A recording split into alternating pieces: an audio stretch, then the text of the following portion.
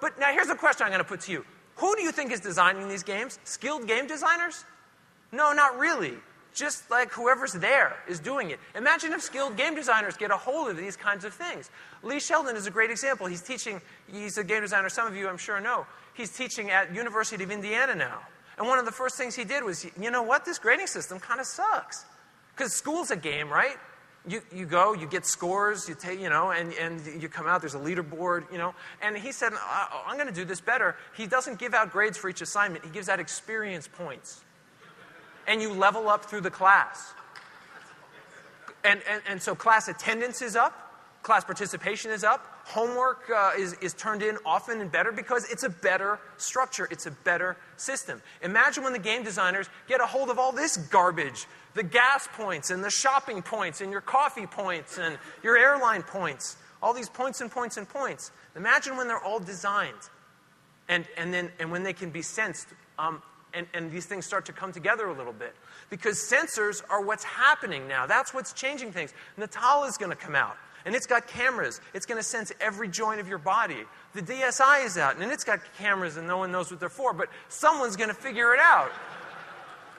And technology keeps getting cheaper and cheaper and cheaper. And there's going to be sensors everywhere detecting so many things in your life.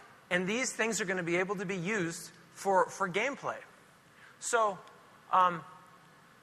we're moving on a road towards disposable technology. If anyone here ever bought a Furby, right? The Furby costs like $20, $30. It has more technology in it than they used to put a man on the moon. And many people have now thrown out their Furbies because it's kind of dumb and they throw it out.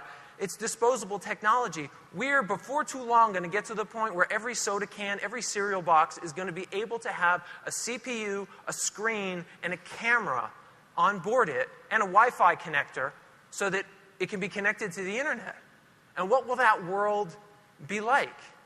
Well, I think it'll be like this.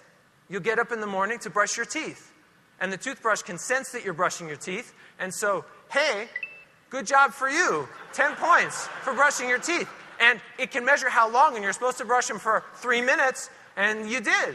Good job, you brushed your teeth for 3 minutes. And so you get a bonus for that. And, hey, you brushed your teeth every day this week, another bonus. And who cares? The toothpaste company, the toothbrush company, the more you brush, the more toothpaste you use, they have a vested financial interest. You go to breakfast, there's the cornflakes. On the back, there's a little web game that you can play. While you eat, instead of reading the back, you play a game while you eat your cornflakes. And you get that, and you get 10 points just for eating the cornflakes. And then it turns out you can see your list of friends who also have cornflakes and the scores that they got because your Wi-Fi and Facebook connected and everything. And so, you get 5 bonus points because you just beat out one of your friends at the cornflakes game. So then you go and you get on the bus. The bus? Why am I taking the bus? You're taking the bus because the government has started giving out all kinds of bonus points to people who use public transportation. And you can use these points for tax incentives. And while you're sitting on the bus riding to work and you're playing your little Tetris and getting a few points here and there, you suddenly remember, I had this dream last night. I had a dream that my mother was dancing with this giant Pepsi can. And then you realize, oh yeah, the REMtertainment system, right? Which is the thing you put in your ear and it can sense when you enter REM sleep. And then it starts putting little advertisements out there to try and influence your dreams. And then you can fill out a little form. It's a test to see if those things came through into your dreams. And if they did, then big points for you, right? And you can use these points at the grocery store or whatever. And you get to work on time. Good job. Excellent. You got to work on time. And you get a special bonus, I don't know, for something else. Maybe because you've been there on time all week. And then there's your office mate. And he's like, check out, I got the new digital tattoo. Right? It's a tattoo that you can change the image because it's got like e-ink in it in your arm, right? So you can change the image all the time to whatever you want, but a lot of people are using Tattoogle AdSense, right? And so he's got the ads up, and you're thinking, you're really dumb because Tattoogle AdSense has light sensors in it, and so that when your arm is covered, you're not going to get any money from people seeing the ads. And you show them how yours is lower on the arm so it's more exposed, so you get more points for it. And just then, you realize that the two of you have your ads suddenly synchronized just by chance. And so, you say, link sync, and you get 30 points for noticing a link sync that the two of us had that. And he says, Pop-Tarts, because they're both Pop-Tart ads, and the system is listening, and it can tell that we said Pop-Tarts. And then we do high five, because the body electricity sensors can tell when you do a high five. And that's the rule. That's how the game works. That when the ads line up, because it makes you pay more attention to the ads, because that's how these games will work. The games will be tricking you to pay more attention to ads.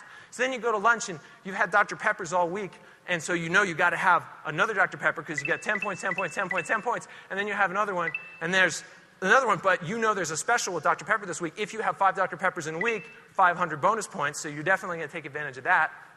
And then you got a meeting at another building. It's a half a mile away. And you could take the shuttle over, but you decide, I'm going to walk, because the health insurance plan that you're on gives you bonus points if you walk like more than a mile each day. And we can sense that easily through your digital shoes.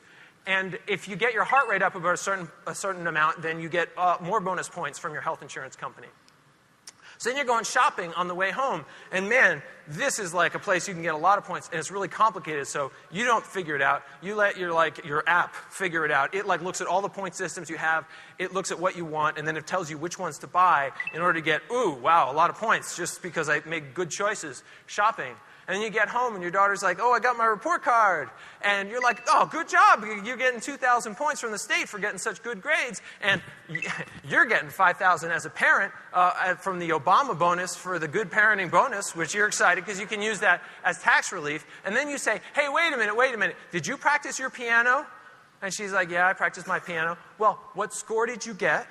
He's like, oh, well, I got 150,000. 150,000, that's the best you've ever had on that particular sonata. That's 9,000 points given by the Arts Council for your scholarship fund. So, go you, right?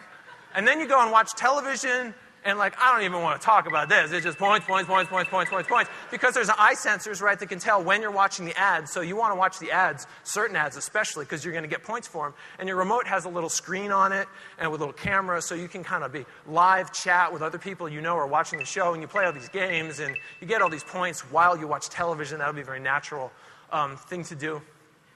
Then finally, the day's over. You're going to bed. You sit down with your new Kindle 3.0, which of course has the eye tracking sensor in it that can tell what you've read and how much you've read of the book. And it's important to read the whole book, because then if you leave a review on Amazon, you'll get super bonus points if it knows you read the whole book through.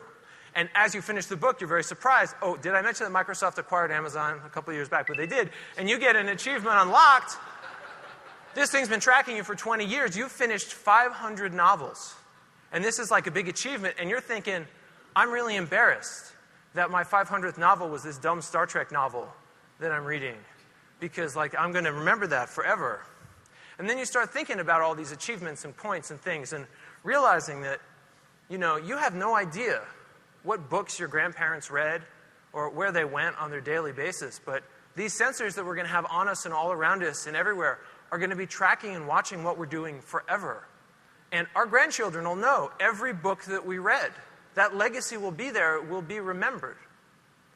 And you get to thinking about how, wow, is it possible maybe that since all this stuff is being watched and measured and judged, that maybe I should change my behavior a little bit and be a little better than I would have been?